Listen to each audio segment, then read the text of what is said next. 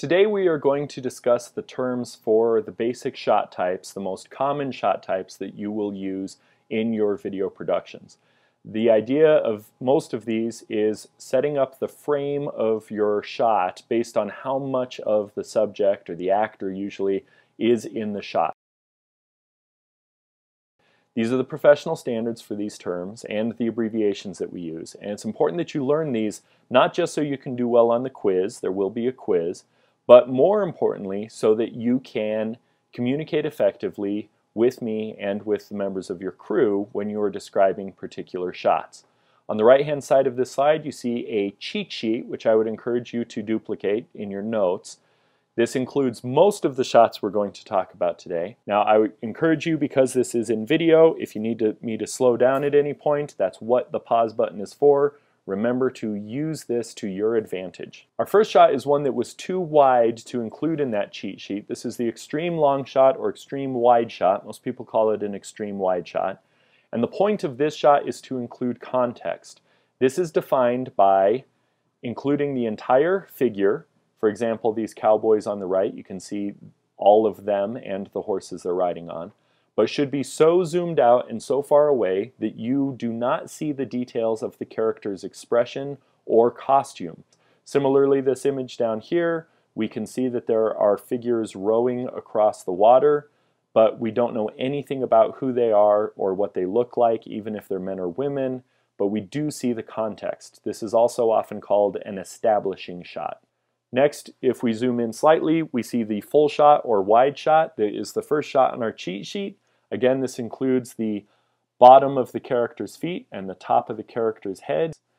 You can see it on this left-hand image as well. And then the bottom two images, which came from the same website, they are both two shots. They include full shots of both figures. And there's a little bit of context, but now we can see their expressions a little bit and their costumes in greater detail. A medium shot is cropped at the waist. This image here has the three ladies and they're of different heights, but it pretty much crops right along their waists. You can see the silliness of their costumes and you can see their expressions. This image on the right, you can see the eye line of the prop and the actor, which is obviously a setup in this shot. And this boy here who is cropped at his waist and includes the top of his head leaning against the fence. We're seeing more expression and more details of costumes. The two shot is the one shot that we're going to discuss today, which is not determined by how zoomed in or out you are, but instead is based on how many actors are in the shot. So in a two shot, usually you get as close as you can while including both of the actors. So we see in this image on the left, we get both of their expressions in much greater detail. On the right, because these two actors are sitting further apart, we see both actors, but it is not as zoomed in. And this one in the upper right is zoomed out to include more context, but the point of the shot is clearly these two actors and the way they are interacting with each other. A two shot is very common in cinema, particularly when you're trying to show the relationship or interaction between two characters, which is often the most important thing in a scene. Then we zoom into the medium close-up. Medium close-up includes the top of the character's head and is cropped at the middle of the character's chest. There's another classic crop of this shown with this poster from the great French film Amélie, and we see it is cropped right across the middle of her chest and includes the top of her head. Now we see two fairly extreme versions of this, and we see far more of her torso than we do in the other images, but it is not so zoomed out that it would be considered a medium shot because it's not anywhere near her waist.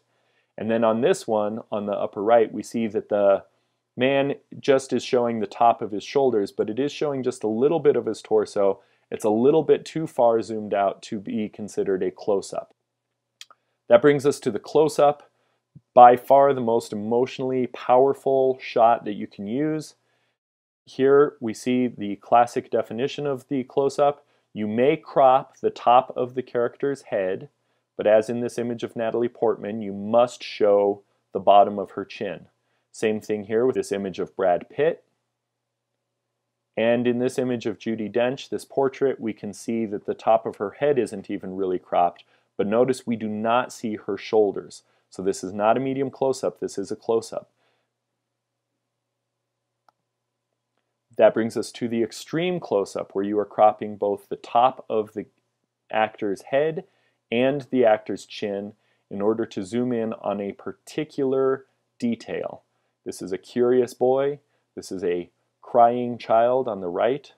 You can also do an extreme close-up of other parts of an actor's body, like hands, or even non-human subjects, like this elephant's eye. And of course, over here we see what is often used in advertising, an extreme close-up of an actress's lips. This is of course used often to sexualize a product. So quick review of these terms. These are the terms that you will be expected to know and be able to define in class on the quiz. Next, we will begin discussing when you would use these shots and what effect they have.